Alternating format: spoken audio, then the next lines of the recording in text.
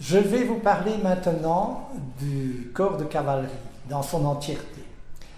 Je vais tout d'abord vous présenter le général Priou qui commandait les 2 divisions légères mécanisées.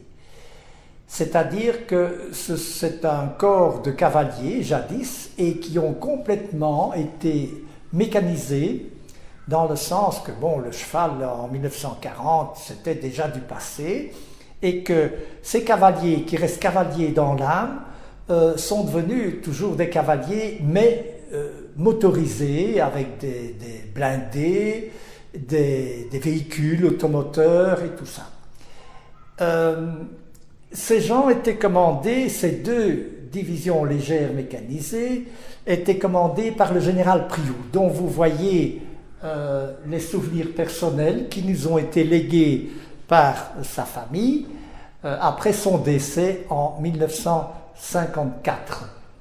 Nous avons ici son masque funéraire qui a été offert par Madame Joulin de Noret, sa fille, et pas mal de souvenirs personnels qui nous ont été également transmis par ses petits-enfants.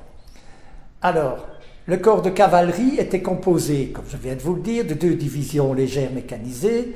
Ici, au rez-de-chaussée, je vais vous présenter la 2e DLM, 2e division légère mécanisée, qui était constituée par une armée de métier. Je m'explique. C'était des militaires professionnels, comme on dit en Belgique, et c'était des guerriers professionnels, si je peux m'exprimer ainsi.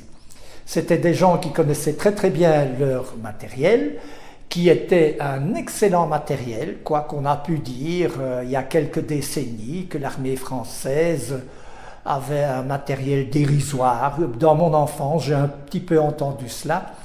Et vous allez voir, au fur et à mesure qu'on va découvrir ce musée, que je vais pouvoir vous démontrer le contraire.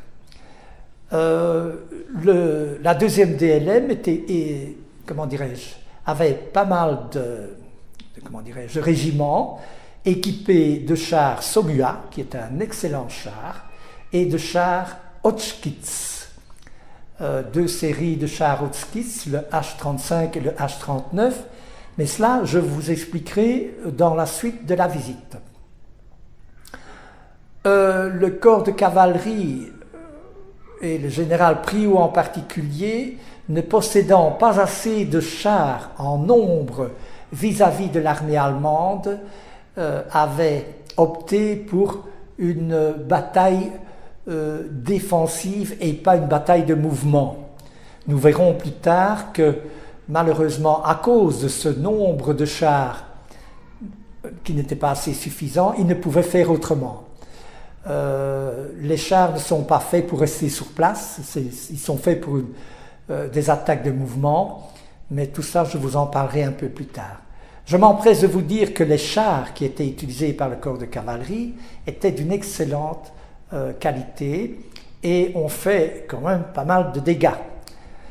Le général Priou commandait également une autre division légère mécanique, c'est la 3e division légère mécanisée, 3e DLM, que nous allons découvrir dans une prochaine visite et cela se passe à l'étage supérieur du musée.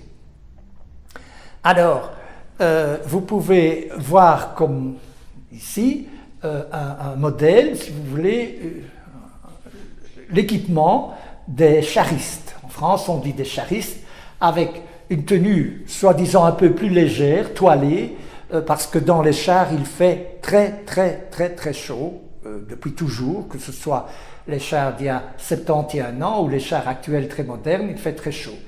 On peut remarquer le casque spécial avec un rebord, une protection en cuir, qui, au moment où le conducteur de char ou le chef de char, comme celui-ci, est dans un terrain un petit peu accidenté, s'il a un casque normal et qu'il se cogne, il est bien évident qu'il peut se blesser. Cette tenue légère était typique aux conducteurs et aux chefs de char. Dans les chars Hotchkiss, le personnel était dans certains cas, 3 personnes, à savoir un chef de char, un conducteur du char, inévitablement, et un radio. Quand les chars avaient une radio. Nous découvrirons plus tard que tous ces jeunes gens et ces officiers ont vécu pas mal de problèmes, et ça, je vous en parlerai un peu plus tard.